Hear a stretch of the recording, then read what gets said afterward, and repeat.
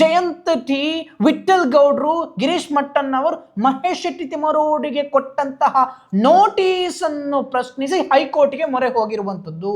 ಇದು ಸರಿಯಲ್ಲ, ನಾವು ತನಿಖೆಗೆ ಹಾಜರಾಗ್ತೀವಿ, ಬಟ್ ನಮ್ಮನ್ನು ಅರೆಸ್ಟ್ ಮಾಡುವಂಥದ್ದು ಸರಿಯಲ್ಲ ಅಂತ ಹೇಳಿ 39/2025 ಅನ್ನು ಸ್ಕ್ವಾಶ್ ಮಾಡಬೇಕಾದ್ರೆ ಒಂದು ಗಮನದಲ್ಲಿ ಇಟ್ಕೊಳ್ಳಿ, ಚಿನ್ನಯ್ಯನೇ ಕೋರ್ಟ್ಗೆ ಹೋಗ್ಬೇಕೇ ಹೊರತು ಗಿರೀಶ್ ಮಟ್ಟನ್ ಅವರು, ತಿಮರೋಡಿ, ವಿಠಲ್ ಗೌಡ್ರು ಅಥವಾ ಜಯಂತ್ ಟಿ ಮತ್ತೊಬ್ನು ಯಾವನು ಹೋದಾಗ ಕೋರ್ಟ್ ಆ ಥರ ಎಲ್ಲ ಒಪ್ಕೊಳ್ಳೋದಿಲ್ಲ ರೀ.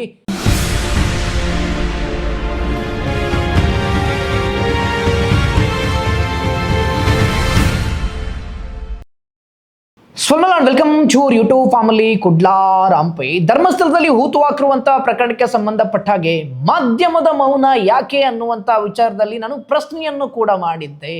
ಮಾಧ್ಯಮಗಳು SIT ಆಫೀಸರ್ಸ್ನವರು ಲಾಡ್ಜ್ಗಳ ದಾಖಲೆಯನ್ನು ಪರಿಶೀಲನೆ ಮಾಡಿದಾಗ, ಲಾಡ್ಜ್ನವರು ಮೊನ್ನೆ ಕೂಡ ಬಂದಿದ್ರು ಇನ್ವೆಸ್ಟಿಗೇಷನ್ಗೆ, ಅವರು ಬಂದಾಗ, ಧರ್ಮಸ್ಥಳದ ಪಂಚಾಯತ್ನವರು ಬಂದಾಗ, ಡಾಕ್ಟರ್ ಮಾಬಲ್ ಶೆಟ್ಟಿ ಅವರು ಬಂದಾಗ ಯಾವುದೇ ರೀತಿಯಾಗಿ ಕೂಡ ಪ್ರಸಾರ ಮಾಡಿಲ್ಲ. ಯಾಕೆ ಏನು ಅಂತೇಳಿ ಗೊತ್ತಿಲ್ಲ. ಈಗ ಏಕಾಏಕಿ ಗಿರೀಶ್ ಮಟ್ಟನ್ ಅವರು, ಜಯಂತ್ ಟಿ, ಮಹೇಶ್ ಶೆಟ್ಟಿ ತಿಮರೋಡಿ ಮತ್ತು ವಿಠಲ್ ಗೌಡ್ರಿಗೆ ನೋಟಿಸ್ ಕೊಟ್ಟ ತಕ್ಷಣ ಮೊನ್ನೆ ಕಾಯ್ತಾ ಕೂತಿದ್ರು, ಬರ್ತಾರಾ ಇವರು, ಅರೆಸ್ಟ್ ಆಗ್ತಾರಾ ಅನ್ನುವಂಥ ವಿಚಾರದಲ್ಲಿ.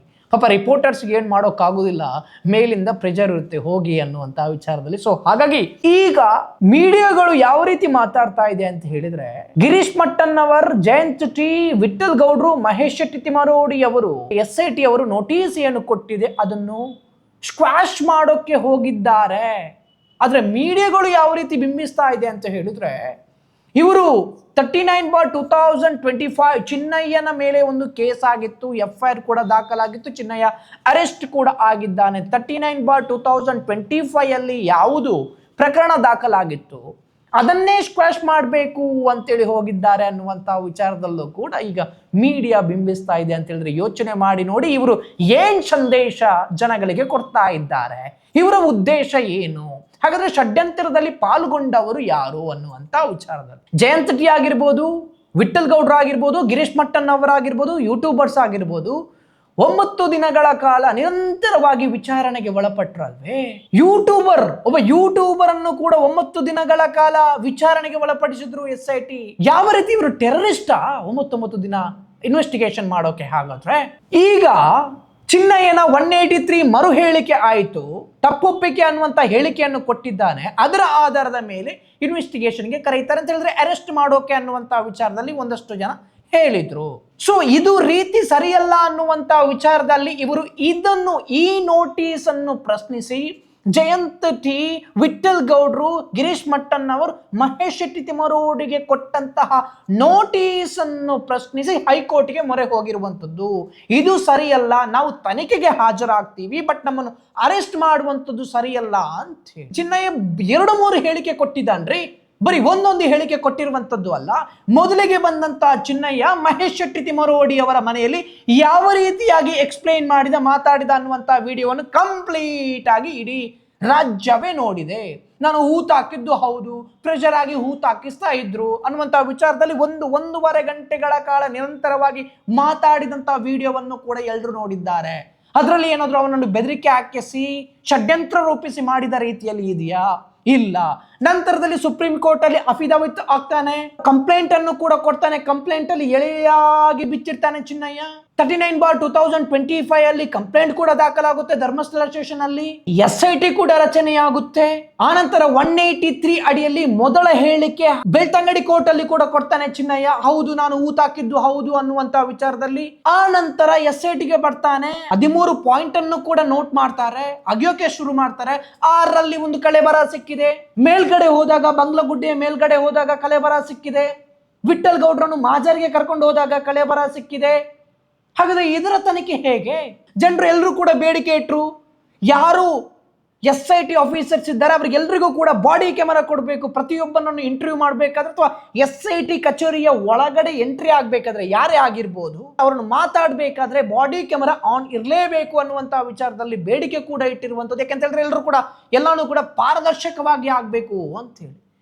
ನಂತರ ಚಿಕ್ಕ ಕೆಂಪಮ್ಮ ಹೋದಾಗ ಈ ಮಂಜುನಾಥ ಗೌಡನ ವರ್ತನೆ ಸರಿ ಇಲ್ಲ, ಏನೋ ಬೈದಿದ್ದಾನೆ ಅನ್ನುವಂಥ ವಿಚಾರದಲ್ಲಿ ಕಂಪ್ಲೇಂಟ್ ಅನ್ನು ಕೊಟ್ಟು ಅವನನ್ನು ಈಗ ತೆಗೆದಿದ್ದಾರೆ ಅನ್ನುವಂಥ ವಿಚಾರದಲ್ಲೂ ಕೂಡ ಗೊತ್ತಾಗಿದೆ.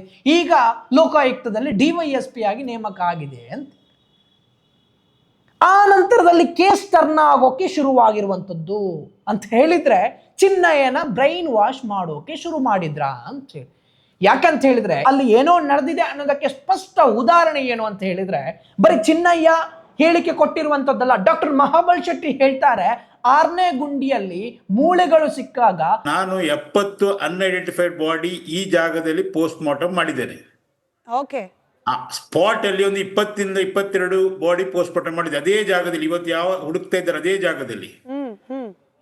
ಅಲ್ಲಿ ಪೋಸ್ಟ್ ಮಾರ್ಟಮ್ ಆದ ಕೂಡಲೇ ಅದನ್ನು ಅಲ್ಲಿ ಒಂದು 10-15 ಮೀಟರ್ ಒಳಗೆ ಅಲ್ಲಿ ಹುಗಿತಾರೆ. ಆಲಡ್ಕ ಅನ್ನುವಂತಹ ನಾಗಬಣದಲ್ಲಿ ಸತ್ತಂತಹ ಮೃತದೇಹದ್ದು ಕೊಕ್ಕಡದಲ್ಲಿರ್ತಕ್ಕಂಥ ವೈದ್ಯಾಧಿಕಾರಿಗಳು ಕೊಳೆತ ಮೃತದೇಹಗಳ ಪರೀಕ್ಷೆ ಮಾಡಿರುವಂತದ್ದು ಕೂಡ ಎವಿಡೆನ್ಸ್ ಇದೆ. ಹಾಗಿರ್ಬೇಕಾದ್ರೆ ಯಾಕೆ 70 ಕಿಲೋಮೀಟರ್ ಇಂದ ಮಹಾಬಲ್ ಶೆಟ್ರು ಬಂದಿರುವಂತದ್ದು? ಶೇಖರ್ ಬೆಳಾಳ್ ಅನ್ನುವಂತ ವ್ಯಕ್ತಿ ಹೇಳ್ತಾರೆ ಏನು ಅಂತ ಹೇಳಿದ್ರೆ, ಈಗೇನು ಹುಡುಕ್ತಾ ಇದ್ದಾನೆ ಅಲ್ಲಿ ತೋರಿಸ್ತಾ ಇದ್ದಾನೆ 1, 2, 3, 4, 13ರವರೆಗೆ ಅಲ್ಲಿ ಇದು ಮಾಡುವಾಗ ಅಲ್ಲಿ ಹೆಣಗಳನ್ನು ಹಾಕ್ತಿದ್ದದ್ದು, ಪಂಚಾಯತಿ ಹೆಣ ಹಾಕ್ತಿದ್ದದ್ದು. ಯಾಕಂದ್ರೆ ಇದನ್ನು ನಾವು ಕಣ್ಣಾರೆ ನೋಡಿದ್ದೇವೆ. ಹಾಗಾದ್ರೆ ಇಲ್ಲಿ ನಮ್ಗೆ ಸ್ಪಷ್ಟವಾಗಿ ಗೊತ್ತಾಗುವಂತದ್ದು ಏನು ಅಂತ ಹೇಳಿದ್ರೆ ಹೂತ್ ಹಾಕಿದ್ದು ಸತ್ಯ ಸತ್ಯ ಸತ್ಯ. ಹಾಗಾದ್ರೆ ಆ ಬಾಡಿಗಳು ಎಲ್ಲಿ ಹೋಯ್ತು? ಹೂತ್ ಹಾಕಿದ್ದಂತೂ ಸ್ಪಷ್ಟವಾಗಿ ಗೊತ್ತಾಗುತ್ತೆ, ಹೂತ್ ಹಾಕಿದ್ದಾರೆ. UDR ನೋಡಿದಾಗ ಗೊತ್ತಾಗುತ್ತೆ ಒಂದಷ್ಟು ಏನೋ ನಡೆದಿದೆ ಅಂತೇಳಿ. ಗೊತ್ತಿಲ್ಲ ಯಾವ ರೀತಿ SIT ನಡೆ ಇರುತ್ತೆ ಮುಂದಿನ ದಿನಗಳಲ್ಲಿ ಅನ್ನುವಂತಹ ವಿಚಾರದಲ್ಲಿ. ಮೋಸ್ಟ್ಲಿ ಇವತ್ತು 4 ಗಂಟೆಗೆ ಹೈಕೋರ್ಟ್ ಅಲ್ಲಿ ಅದರ ಬಗ್ಗೆ ವಿಚಾರಣೆ ಕೂಡ ಇದೆ. ಹೈಕೋರ್ಟ್ ಏನ್ ತೀರ್ಪು ನೀಡುತ್ತೆ ಅಂತೇಳಿ ಕಾದು ನೋಡಬೇಕಾಗಿದೆ. ಅಂತ ಹೇಳಿದ್ರೆ ವಿಚಾರಣೆಗೆ ನಾವು ಹೋಗ್ತೀವಿ ಸ್ವಾಮಿ, ಅದರಲ್ಲಿ ಏನಿಲ್ಲ. ಆದ್ರೆ ಅರೆಸ್ಟ್ ಮಾಡುವಂಥದ್ದು ನಮ್ಮನ್ನು ಸರಿಯಲ್ಲ ಅಂತೇಳಿ. ಯಾಕೆಂತ ಹೇಳಿದ್ರೆ 39/2025 ಅಲ್ಲಿ ಏನ್ ಸೆಕ್ಷನ್ ಹಾಕಿದ್ದಾರೆ, ಒಂದು ವೇಳೆ ಅರೆಸ್ಟ್ ಮಾಡಿದ್ರೆ ಚಿನ್ನಯ್ಯ ಎಷ್ಟು ದಿನಗಳ ಕಾಲ ಜೈಲಲ್ಲಿ ಇರ್ತಾನೆ ಅಷ್ಟೇ ದಿನಗಳ ಕಾಲ ಕೂಡ ಇವರು ಕೂಡ ಜೈಲಲ್ಲಿ ಇರಬೇಕಾಗುತ್ತೆ. ಸೊ ಇದನ್ನು ಪ್ರಶ್ನಿಸಿ ಹೋಗಿರುವಂಥದ್ದು. ಇವರು ಏನು ತಪ್ಪು ಮಾಡಿದ್ದಾರೆ? ಏನು ಬುರುಡೆ ಸಿಗ್ತಾ ಇವರಿಗೆ? ವಿಠಲ್ ಗೌಡ್ಗೆ ಬುರುಡೆ ಸಿಗ್ತಾ? ಅದನ್ನ ಏನಾದರೂ ಸಾಕ್ಷಿ ನಾಶ ಮಾಡುವಂಥದ್ರಲ್ಲಿ ಮಾಡಿದ್ರಾ? ಇಲ್ಲ. ಅಥವಾ ಬುರುಡೆಗೆ ಸಂಬಂಧಪಟ್ಟಾಗೆ ಏನಾದರೂ ಅವರೇ ಆ ಜಾಗಕ್ಕೆ ಕೊಂಡೋಗಿ ಇಟ್ರಾ? ಇಲ್ಲ. ಇವರು ಕೊಂಡೋಗಿರುವಂಥದ್ದು ಎಲ್ಲಿ? ಸುಪ್ರೀಂ ಕೋರ್ಟ್ಗೆ. ಬುರುಡೆ ಸಿಕ್ಕಿತ್ತು, ಯಾಕೆ ಸಿಗ್ತಾ ಇದೆ ಅನ್ನುವಂಥ ವಿಚಾರದಲ್ಲಿ ಅದು ತನಿಖೆ ಆಗಬೇಕು ಅನ್ನುವಂಥ ವಿಚಾರದಲ್ಲಿ FIR ದಾಖಲು ಮಾಡೋಕೆ ನೋಡಿರುವಂಥದ್ದು. ಹಾಗಾದ್ರೆ ಅದು ತಪ್ಪಾ? ಏನಿದೆ ಇದರಲ್ಲಿ ಷಡ್ಯಂತ್ರ ಸ್ವಾಮಿ? ಮೀಡಿಯಾಗಳು ಯಾಕೆ ಈ ತರ ಬಿಂಬಿಸ್ತಾ ಇದೆ ಅನ್ನುವಂಥ ವಿಚಾರದಲ್ಲಿ ಗೊತ್ತಾಗ್ತಾ ಇಲ್ಲ. ಯಾಕೆ ಹೀಗೆ ಪರ್ಸನಲ್ ಇಂಟ್ರೆಸ್ಟ್ ಮೀಡಿಯಾಗಳಿಗೆ? ಆಯ್ತಪ್ಪ, Padmalatha C report, Vedavalli C report, ಆನೆ ಮಾವುತ ಸಿ ರಿಪೋರ್ಟ್, ಸೌಜನ್ಯ ಪ್ರಕರಣಕ್ಕೆ ಆರೋಪಿ ಇಲ್ಲ. ಇದನ್ನೆಲ್ಲ ಯಾಕೆ ಪ್ರಶ್ನೆ ಮಾಡ್ತಾರೆ? ಇದನ್ನೆಲ್ಲ ನೋಡುವಾಗ ನಮ್ಗೆ ಗೊತ್ತಾಗೋದಿಲ್ವಾ?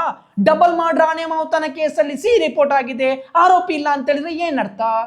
ವೇದವಲ್ಲಿ, ಪದ್ಮಲತಾ, ಸೌಜನ್ಯ, CBI ತನಿಖೆ ಆಗಿದೆ, ಅಕ್ವಿಟಲ್ ಕಮಿಟಿ ರಚನೆ ಮಾಡಬೇಕು ಅಂತೇಳಿ ಕೂಡ ಕೋರ್ಟ್ ಹೇಳಿದೆ 2 ಬಾರಿ. ಅದನ್ನು ಮಾಡ್ತಾ ಇಲ್ಲ ಸರ್ಕಾರ. ಹಾಗಾದ್ರೆ ಈ ಧರ್ಮಸ್ಥಳದ ವಿಚಾರಕ್ಕೆ ಸಂಬಂಧಪಟ್ಟ ಹಾಗೆ ಯಾರಿಗೂ ಕೂಡ ಸರಿಯಾಗಿ ಇನ್ವೆಸ್ಟಿಗೇಷನ್ ಮಾಡುವಂತ ಇಂಟ್ರೆಸ್ಟ್ ಇಲ್ಲ.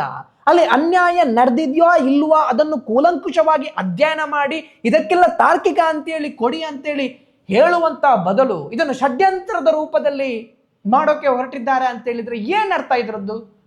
ಜನರು ಏನಂತ ತಿಳ್ಕೊಳ್ಬೇಕು? ಷಡ್ಯಂತ್ರ ಮಾಡಿದ್ರೆ ಒಳಗಾಕಿ ಹಾಕ್ಬೇಡಿ ಅಂತೇಳಿ ಹೇಳೋದಲ್ಲ ನಾನು. ಇಲ್ಲಿ ಎಷ್ಟು ಎವಿಡೆನ್ಸ್ ಇದೆ ಎಲ್ಲರೂ ಹೇಳ್ತಾ ಇದ್ದಾರೆ. ಅದನ್ನು ಬಿಟ್ಟು ಪದ್ಮಲತನ ಪ್ರಕರಣದ ಬಗ್ಗೆ ಕಂಪ್ಲೇಂಟ್ ಅನ್ನು ಕೊಟ್ಟರು. ಕುಸುಮಾವತಿ ಅವರು ಕೂಡ ಕಂಪ್ಲೇಂಟ್ ಅನ್ನು ಕೊಟ್ಟರು. ಎಷ್ಟು ಚೆನ್ನಾಗಿ ಡ್ರಾಫ್ಟ್ ಮಾಡಿ ಕಂಪ್ಲೇಂಟ್ ಅನ್ನು ಕೊಟ್ಟಿದ್ದಾರೆ ಅವರು.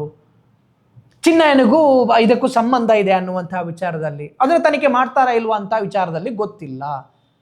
39/2025 ಅನ್ನು ಸ್ಕ್ವಾಶ್ ಮಾಡಬೇಕಾದ್ರೆ ಒಂದು ಗಮನದಲ್ಲಿ ಇಟ್ಕೊಳ್ಳಿ, ಚಿನ್ನಯ್ಯನೇ ಕೋರ್ಟ್ಗೆ ಹೋಗ್ಬೇಕೇ ಹೊರತು ಗಿರೀಶ್ ಮಟ್ಟಣ್ಣವರು, ತಿಮರೋಡಿ, ವಿಠಲ್ ಗೌಡ್ರು ಅಥವಾ ಜಯಂತ್ ಟಿ ಮತ್ತೊಬ್ನು ಯಾವನು ಹೋದಾಗ ಕೋರ್ಟ್ ಆ ಥರ ಎಲ್ಲ ಒಪ್ಕೊಳ್ಳೋದಿಲ್ಲ ರೀ. ಈ ಕೇಸನ್ನೇ ಸ್ಕ್ವಾಶ್ ಮಾಡಿ ಅನ್ನುವಂಥ ವಿಚಾರದಲ್ಲಿ ಇನ್ವೆಸ್ಟಿಗೇಷನ್ಗೆ ಹಾಜರಾಗ್ತೀವಿ, ಬಟ್ ಅರೆಸ್ಟ್ ಮಾಡಬಾರ್ದು ಅನ್ನುವಂಥ ವಿಚಾರದಲ್ಲಿ ಹೈಕೋರ್ಟ್ಗೆ ಮೊರೆ ಹೋಗಿರುವಂಥದ್ದು. ಅದಕ್ಕೆ ಕಾರಣಗಳನ್ನು ಕೊಡ್ತಾರೆ ಅವರು. ಯಾಕೆ ನಮ್ಮನ್ನು ಅರೆಸ್ಟ್ ಮಾಡಬಾರ್ದು, ಯಾಕೆ ಇದರಲ್ಲಿ ಏನು ನಡೆದಿದೆ ಅನ್ನುವಂಥ ವಿಚಾರದಲ್ಲಿ ಇಳಿಲಾಗಿ ಬಿಚ್ಚಿರ್ತಾರೆ. ಪಿಗೂ ಕೂಡ ವಾದ ಮಾಡುವಂಥದ್ದು ಇದೆ ಅಲ್ಲಿ ಪಬ್ಲಿಕ್ ಪ್ರಾಸಿಕ್ಯೂಟರ್ಗೆ. ಆಗ ಗೊತ್ತಾಗುತ್ತೆ ಅಲ್ವಾ? ನೋಡಿ, ಚಿಕ್ಕ ಕೆಂಪಮ್ಮ ಎಷ್ಟು ದೊಡ್ಡ ಮಟ್ಟದಲ್ಲಿ ಎಲಿಗೇಷನ್ ಹಾಕಿದ್ದಾರೆ ಅಂತ ಹೇಳಿದ್ರೆ ಆ ಮಂಜುನಾಥ ಗೌಡನ ಮೇಲೆ ಅವರಿಗೆ DYSP ಪೋಸ್ಟ್ ಅದು ಲೋಕಾಯುಕ್ತದಲ್ಲಿ ಕೊಟ್ಟು ಏನ್ ನಡೀತಾ ಇದೆ? ಹಾಗಾದ್ರೆ ಯಾರು ಇದನ್ನು ಮುಚ್ಚೋಕೆ ಪ್ರಯತ್ನವನ್ನು ಪಡ್ತಾ ಇದ್ದಾರೆ? ಗೃಹ ಮಂತ್ರಿಗಳೇ ಹೇಳಿಕೆಯನ್ನು ಕೊಟ್ಟರು ಅಲ್ವಾ? ಎಲ್ಲಿ? ಸದನದಲ್ಲಿ ಹೇಳಿಕೆಯನ್ನು ಕೊಟ್ಟರು. ಅದರಲ್ಲಿ ಸಾಯಿಲ್ ಟೆಸ್ಟ್ ಆಗಬೇಕಾಗಿದೆ, ಎಲುಬುಗಳು ಕರಗುತ್ತೆ, ಮಾಧ್ಯಮಗಳಿಗೆ ಬರುವಂತದ್ದು ಎಲ್ಲಾನು ಸುಳ್ಳು, ಅದು ಸತ್ಯಕ್ಕೆ ದೂರವಾಗಿರುವಂತದ್ದು ಅನ್ನುವಂತ ವಿಚಾರದಲ್ಲೂ ಕೂಡ ಹೇಳಿದ್ರಲ್ವ ಗೃಹ ಮಂತ್ರಿಗಳು. ಹೇಳಿ ಅರ್ಧ ಮಾತು ಕೇಳ್ಕೊಂಡೇನೋ ಮಾಡಿದ್ದಾನೆ ಅಂತ ಈಗ ಹೇಳಿದ್ರಲ್ಲ, ಮಾಧ್ಯಮದಲ್ಲಿ ಬರ್ತಾ ಇದೆ ಅಂತೇಳಿ, ಅದು ಕೂಡ ಸತ್ಯ ಅಲ್ಲ. ಅದಲ್ಲದೆ ಈಗ ಹೇಳ್ತಾ ಇದ್ರೆ ಅತಿ ಶೀಘ್ರದಲ್ಲಿ ತನಿಖೆಯನ್ನು ಮುಗಿಸಬೇಕು ಅನ್ನುವಂತ ವಿಚಾರದಲ್ಲಿ ಅದೇ ಎಲ್ಲ ಕಾಂಪ್ರಹೆನ್ಸಿವ್ ಆಗಿ ರಿಪೋರ್ಟ್ ಮಾಡಬೇಕು ಅಂತ ಹೇಳಿದ್ದೇವೆ ಅವ್ರಿಗೆ. ಫೈನಲ್ ಅಂತಿಮವಾಗಿ ವರದಿಯನ್ನ ಕೊಡಬೇಕು ಅಂತ ಹೇಳಿದ್ದೇವೆ. SIT ತನಿಖೆ ಮಾಡ್ತಾ ಇದೆ, ಫೇರ್ ಆಗಿ ಮಾಡ್ತಾ ಇದೆ, ಒಂದಷ್ಟು ಆಳ ಅಗಳ ಮತ್ತೊಂದು ಆಗದೊಂದು ನೋಡ್ಲಿ. ನಿಮ್ಗೆ ಯಾಕೆ ಅರ್ಜೆಂಟ್ ಆಗ್ತದೆ, ಶೀಘ್ರದಲ್ಲಿ ಮುಗಿಸ್ಬೇಕು ಅಂತ ಹೇಳಿದ್ರೆ ಏನ್ ಅರ್ಥ ಇದ್ರದ್ದು? ಅವ್ರಿಗೆ ಯಾಕೆ ಪ್ರೆಷರ್ ಆಗ್ತಾ ಇದ್ರೆ SITಗೆ? ನಿಮ್ಗೆ ಅತಿ ಶೀಘ್ರದಲ್ಲಿ ತನಿಖೆ ಮುಗಿಸ್ಬೇಕು ಅಂತ ಹೇಳಿದ್ರೆ ಸೌಜನ್ಯ ಪ್ರಕರಣ ಇದೆ ಗೌರ್ಮೆಂಟ್ಗೆ, ಅಕ್ವಿಟಲ್ ಕಮಿಟಿ ರಚನೆಯನ್ನು ಮಾಡಿ ಅದನ್ನು ಮುಗಿಸಿ ನೀವು. ಹಾಗಾದ್ರೆ ಬೇಗ ನಿಮ್ಮ ತಪ್ಪಿತಸ್ಥ ಅಧಿಕಾರಿಗಳಿಗೆ ಶಿಕ್ಷೆಯನ್ನು ಕೊಡಿಸುವುದರ ಮೂಲಕ. FSL ರಿಪೋರ್ಟ್ ಬಂದಿದ್ಯಾ? ಆ ರದ್ದು ಬಾಡ್ ಇದ್ದು ಏನು, 11ರಲ್ಲಿ ಸಿಕ್ಕಂತ ಬಾಡ್ ಇದ್ದು ಏನು, ವಿಠಲ್ ಗೌಡ ತೋರಿಸಿದಾಗ ಮಾಜರಿಗೆ ಹೋದಾಗ 8 ಮೃತ ಏನೋ ಕಳೆಬರಗಳು ಸಿಕ್ಕಿದೆ ಅನ್ನುವಂಥ ವಿಚಾರದಲ್ಲಿ ಹೇಳ್ತಾರೆ. ಅದರ ರಿಪೋರ್ಟ್ ಎಲ್ಲಿ? ಸರ್ವೆ ಮಾಡೋಕೆ ಹೋದಾಗ SIT ಆಫೀಸರ್ ಮತ್ತು ಸರ್ವೆ ಮಾಡೋಕೆ ಹೋದಾಗ ಅಲ್ಲಿ ಸಿಕ್ಕಂತ ಮೃತದೇಹಗಳು ಎಲ್ಲಿ? ಅದರ FSL ರಿಪೋರ್ಟ್ ಎಲ್ಲಿ? ಅದೆಲ್ಲ ಆಗ್ಬೇಕಲ್ಲ ಸ್ವಾಮಿ. 39/2025 ಇದೆಲ್ಲ ಆಗುತ್ತೆ ಅಲ್ವಾ? ಅದಕ್ಕಿಂತ ಮುಂಚೆ ಶೀಘ್ರ ವರದಿ ಕೊಡಿ ಅಂತ ಹೇಳಿ ಯಾಕೆ ಇಷ್ಟು ಪ್ರೆಷರ್ SIT ಮೇಲೆ? ಯಾರು ಪ್ರೆಷರ್ ಎಷ್ಟು ಹಾಕ್ತಾ ಇದ್ದಾರೆ ಜನಗಳಿಗೆ ಅರ್ಥ ಆಗಿದೆ ಬಿಡಿ. ಆದರೆ ಒಂದು ಮಾತ್ರ ನೆನಪಲ್ಲಿ ಇಟ್ಕೊಳ್ಳಿ ನೀವು, SIT ಮೇಲೆ ಏನೇ ಪ್ರೆಷರ್ ಹಾಕಿದ್ರು, SIT ಏನೇ ರಿಪೋರ್ಟ್ ಕೊಟ್ಟರು, ಜನಗಳಂತೂ ಸುಮ್ಮನೆ ಇರೋಕೆ ಸಾಧ್ಯನೇ ಇಲ್ಲ. ಮಾಧ್ಯಮದಲ್ಲಿ ಏನ್ ಬೇಕಾದ್ರೂ ಪ್ರಸಾರ ಆಗಲಿ, ಗೊತ್ತಿದೆ ಮಾಧ್ಯಮದಲ್ಲಿ ಈ ವಿಚಾರಕ್ಕೆ ಸಂಬಂಧಪಟ್ಟಾಗೆ ಪ್ರಸಾರ ಮಾಡೋದೇ ದಿಕ್ಕು ತಪ್ಪಿಸೋಕೆ, ಜನಗಳ ಬ್ರೈನ್ ವಾಶ್ ಮಾಡೋಕೆ ಅನ್ನುವಂಥ ವಿಚಾರದಲ್ಲಿ ಎಲ್ರಿಗೂ ಕೂಡ ಗೊತ್ತಾಗಿದೆ.